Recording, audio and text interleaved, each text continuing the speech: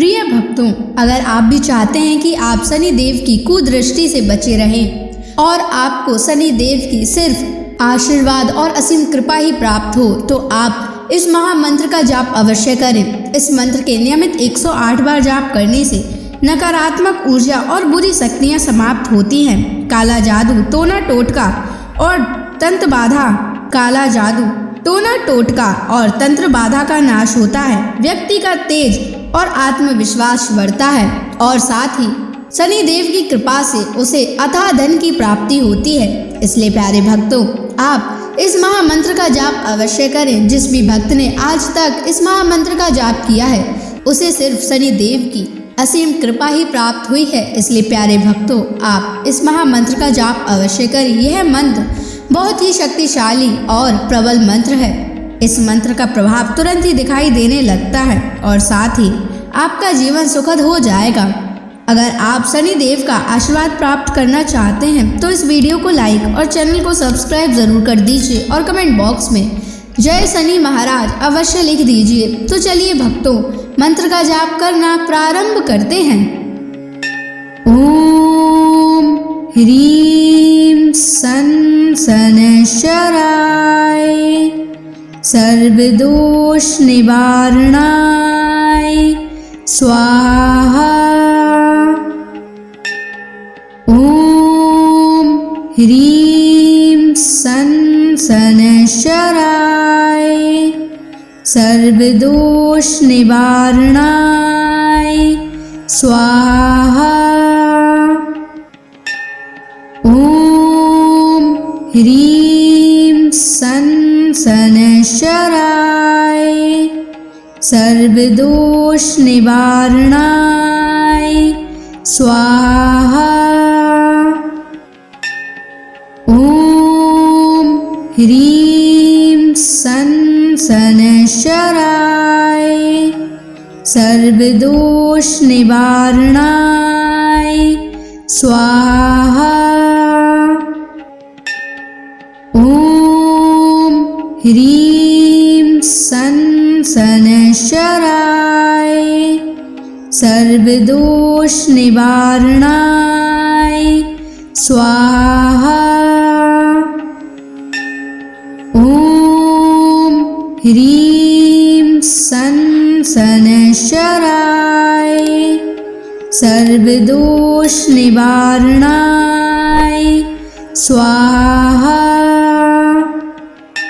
ओम ह्रीं सन शनैश्चराय सर्वदोष निवारणाय स्वाहा।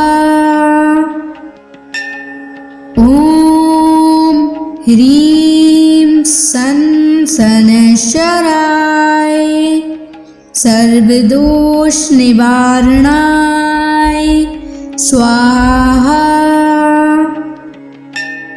ओम ह्रीं सन शनैश्चराय सर्वदोष निवारणाय स्वाहा। ओम ह्रीं सन शनैश्चराय सर्वदोष निवारणाय स्वाहा। ओम ह्रीं सन शनैश्चराय सर्वदोष निवारणाय स्वाहा। ओम ह्रीं सन शनैश्चराय सर्वदोष निवारणाय स्वाहा। ओम ह्रीं सन शनैश्चराय सर्वदोष निवारणाय स्वाहा। ओम ह्रीं सन शनैश्चराय सर्वदोष निवारणाय स्वाहा। ॐ ह्रीं सन् शनैश्चराय सर्वदोषनिवारणाय स्वाहा। ॐ ह्रीं सन् शनैश्चराय सर्वदोषनिवारणाय स्वाहा। ॐ ह्रीं सन् शनैश्चराय सर्वदोषनिवारणाय स्वाहा। ॐ ह्रीं सन् शनैश्चराय सर्वदोषनिवारणाय स्वाहा। ॐ ह्रीं सन् शनैश्चराय सर्वदोषनिवारणाय स्वाहा। ॐ ह्रीं सन् शनैश्चराय सर्वदोषनिवारणाय स्वाहा। ॐ ह्रीं सन् शनैश्चराय सर्वदोषनिवारणाय स्वाहा। ॐ ह्रीं सन् शनैश्चराय सर्वदोषनिवारणाय स्वाहा। ॐ ह्रीं सन् शनैश्चराय सर्वदोषनिवारणाय स्वाहा। ॐ ह्रीं सन् शनैश्चराय सर्वदोषनिवारणाय स्वाहा। ॐ ह्रीं सन् शनैश्चराय सर्वदोषनिवारणाय स्वाहा। ॐ ह्रीं सन् शनैश्चराय सर्वदोषनिवारणाय स्वाहा। ॐ ह्रीं सन् शनैश्चराय सर्वदोषनिवारणाय स्वाहा। ॐ ह्रीं सन् शनैश्चराय सर्वदोषनिवारणाय स्वाहा। ॐ ह्रीं सन् शनैश्चराय सर्वदोषनिवारणाय स्वाहा। ॐ ह्रीं सन् शनैश्चराय सर्वदोषनिवारणाय स्वाहा। ॐ ह्रीं सन् शनैश्चराय सर्वदोषनिवारणाय स्वाहा। ॐ ह्रीं सन् शनैश्चराय सर्वदोषनिवारणाय स्वाहा। ॐ ह्रीं सन् सनशराय सर्वदोष निवारणाय स्वाहा। ॐ ह्रीं सनशराय सर्वदोष निवारणाय स्वाहा। ॐ ह्रीं सनशराय सर्वदोष निवारणाय स्वाहा। ॐ ह्रीं सनशराय सर्वदोष निवारणाय स्वाहा। ॐ ह्रीं सनशराय सर्वदोष निवारणाय स्वाहा। ॐ ह्रीं सनशराय सर्वदोष निवारणाय स्वाहा। ॐ ह्रीं सनशराय सर्वदोष निवारणाय स्वाहा। ॐ ह्रीं सनशराय सर्वदोष निवारणाय स्वाहा। ॐ ह्रीं सनशराय सर्वदोष निवारणाय स्वाहा। ॐ ह्रीं सनशराय सर्वदोष निवारणाय स्वाहा। ॐ ह्रीं सनशराय सर्वदोष निवारणाय स्वाहा।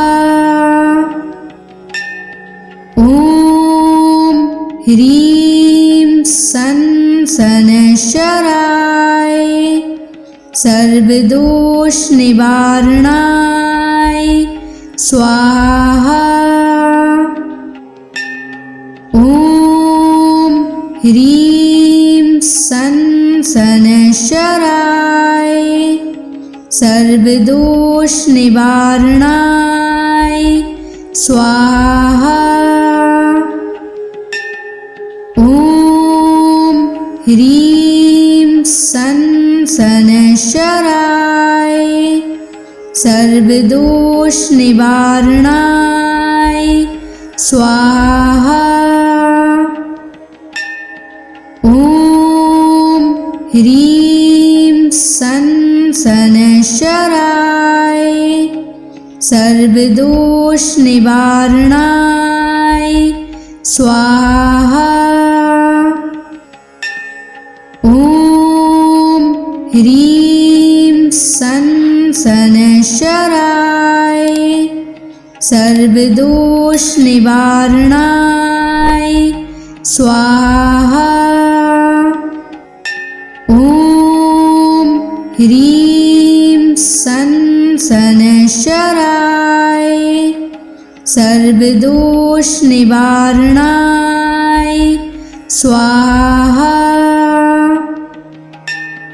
ॐ ह्रीं सनशराय सर्वदोष निवारणाय स्वाहा। ॐ ह्रीं सनशराय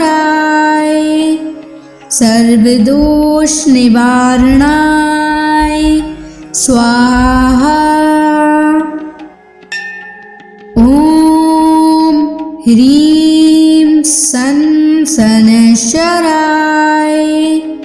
सर्वदोष निवारणाय स्वाहा। ॐ ह्रीं सन शनैश्चराय सर्वदोष निवारणाय स्वाहा। ॐ ह्रीं सन शनैश्चराय सर्वदोष निवारणाय स्वाहा। ॐ ह्रीं सन शनैश्चराय सर्वदोष निवारणाय स्वाहा। ॐ ह्रीं सन शनैश्चराय सर्वदोष निवारणाय स्वाहा।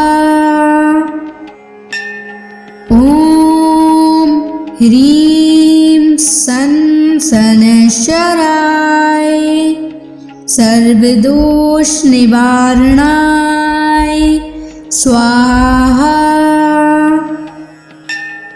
ॐ ह्रीं सन शनैश्चराय सर्वदोष निवारणाय स्वाहा। ॐ ह्रीं सन शनैश्चराय सर्वदोष निवारणाय स्वाहा। ॐ ह्रीं सन शनैश्चराय सर्वदोष निवारणाय स्वाहा। ॐ ह्रीं सन शनैश्चराय सर्वदोष निवारणाय स्वाहा। ॐ ह्रीं सन शनैश्चराय सर्वदोष निवारणाय स्वाहा। ॐ ह्रीं सन शनैश्चराय सर्वदोष निवारणाय स्वाहा। ॐ ह्रीं सन शनैश्चराय सर्वदोष निवारणाय स्वाहा। ॐ ह्रीं सन शनैश्चराय सर्वदोष निवारणाय स्वाहा। ॐ ह्रीं सन शनैश्चराय सर्वदोष निवारणाय स्वाहा। ॐ ह्रीं सन शनैश्चराय सर्वदोष निवारणाय स्वाहा। ॐ ह्रीं सन शनैश्चराय सर्वदोष निवारणाय स्वाहा। ॐ ह्रीं सन शनैश्चराय सर्वदोष निवारणाय स्वाहा। ॐ ह्रीं सन शनैश्चराय सर्वदोष निवारणाय स्वाहा। ॐ ह्रीं सन् शनैश्चराय सर्वदोषनिवारणाय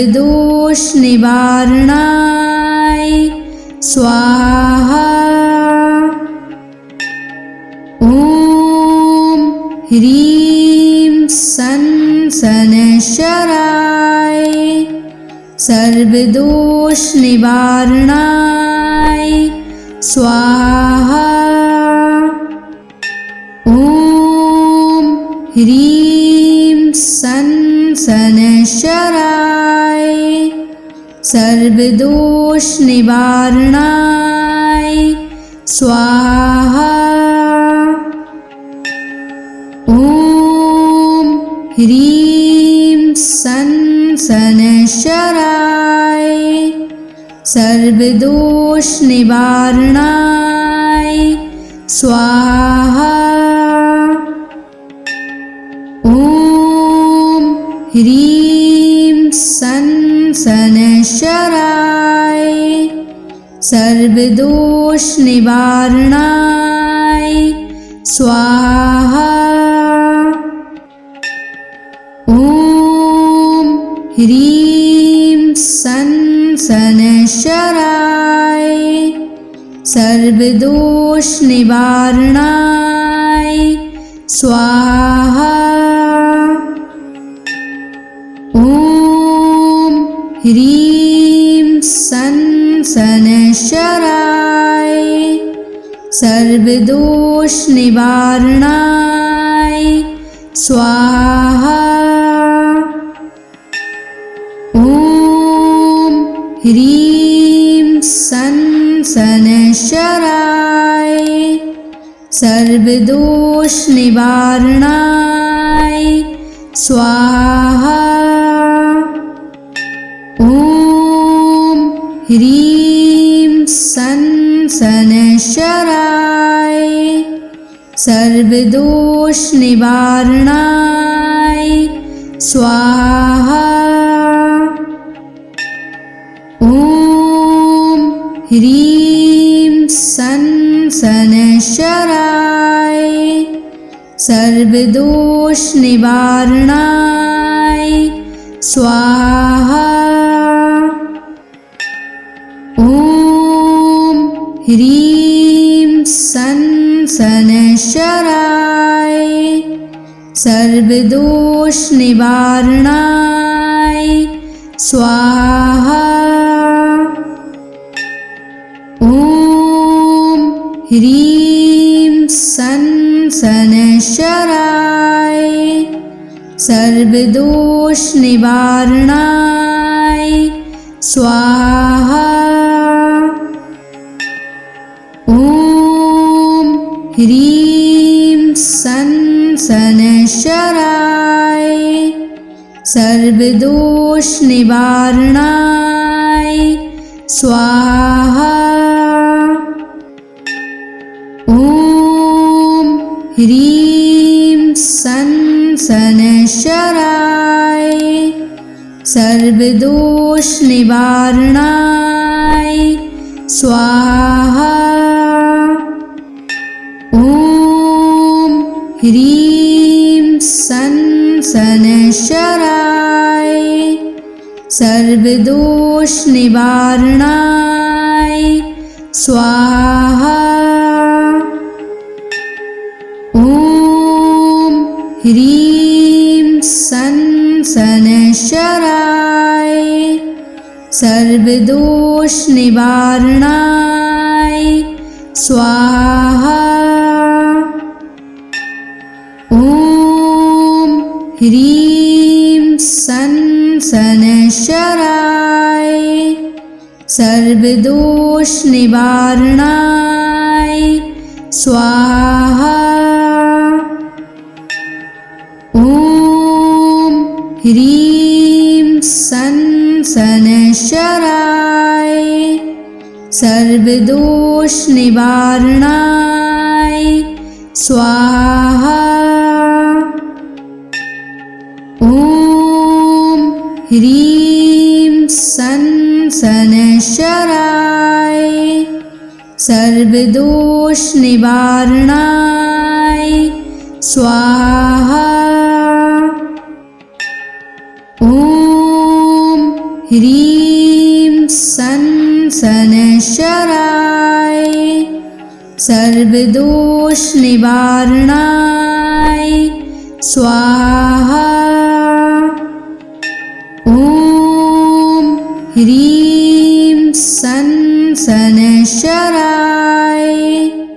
सर्वदोष निवारणाय स्वाहा। ॐ ह्रीं सं शनैश्चराय सर्वदोष निवारणाय स्वाहा। ॐ ह्रीं सं शनैश्चराय सर्वदोष निवारणाय स्वाहा। ॐ ह्रीं सं शनैश्चराय सर्वदोष निवारणाय स्वाहा। ॐ ह्रीं सं शनैश्चराय सर्वदोष निवारणाय स्वाहा। ॐ ह्रीं सं शनैश्चराय सर्वदोष निवारणाय स्वाहा। ॐ ह्रीं सं शनैश्चराय सर्वदोष निवारणाय स्वाहा। ॐ ह्रीं सं शनैश्चराय सर्वदोष निवारणाय स्वाहा। ॐ ह्रीं सं शनैश्चराय सर्वदोष निवारणाय स्वाहा। ॐ ह्रीं सं शनैश्चराय सर्वदोष निवारणाय स्वाहा। ॐ ह्रीं सं शनैश्चराय सर्वदोष निवारणाय स्वाहा। ॐ ह्रीं सं शनैश्चराय सर्वदोष निवारणाय स्वाहा। ॐ ह्रीं सं शनैश्चराय सर्वदोष निवारणाय स्वाहा। ॐ ह्रीं सं शनैश्चराय सर्वदोष निवारणाय स्वाहा। ॐ ह्रीं सं शनैश्चराय सर्वदोष निवारणाय स्वाहा। ॐ ह्रीं सं शनैश्चराय सर्वदोष निवारणाय स्वाहा। ॐ ह्रीं सं शनैश्चराय सर्वदोष निवारणाय स्वाहा। ॐ ह्रीं सन शनैश्चराय सर्वदोषनिवारणाय स्वाहा। ॐ ह्रीं सन शनैश्चराय सर्वदोषनिवारणाय स्वाहा। ॐ ह्रीं सन शनैश्चराय सर्वदोषनिवारणाय स्वाहा। ॐ ह्रीं सन शनैश्चराय सर्वदोषनिवारणाय स्वाहा। ॐ ह्रीं सन शनैश्चराय सर्वदोषनिवारणाय स्वाहा। ॐ ह्रीं सन शनैश्चराय सर्वदोषनिवारणाय स्वाहा। ॐ ह्रीं सन शनैश्चराय सर्वदोषनिवारणाय स्वाहा।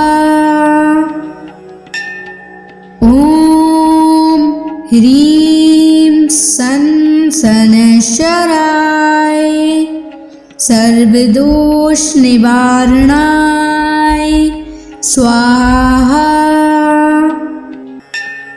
ॐ ह्रीं सन शनैश्चराय सर्वदोषनिवारणाय स्वाहा। ॐ ह्रीं सन शनैश्चराय सर्वदोषनिवारणाय स्वाहा। ॐ ह्रीं सन शनैश्चराय सर्वदोषनिवारणाय स्वाहा। ॐ ह्रीं सन शनैश्चराय सर्वदोषनिवारणाय स्वाहा। ॐ ह्रीं सन शनैश्चराय सर्वदोषनिवारणाय स्वाहा। ॐ ह्रीं सन शनैश्चराय सर्वदोषनिवारणाय स्वाहा। ॐ ह्रीं सन शनैश्चराय सर्वदोषनिवारणाय स्वाहा। ॐ ह्रीं सन शनैश्चराय सर्वदोषनिवारणाय स्वाहा। ॐ ह्रीं सन शनैश्चराय सर्वदोषनिवारणाय स्वाहा। ॐ ह्रीं सन शनैश्चराय सर्वदोषनिवारणाय स्वाहा।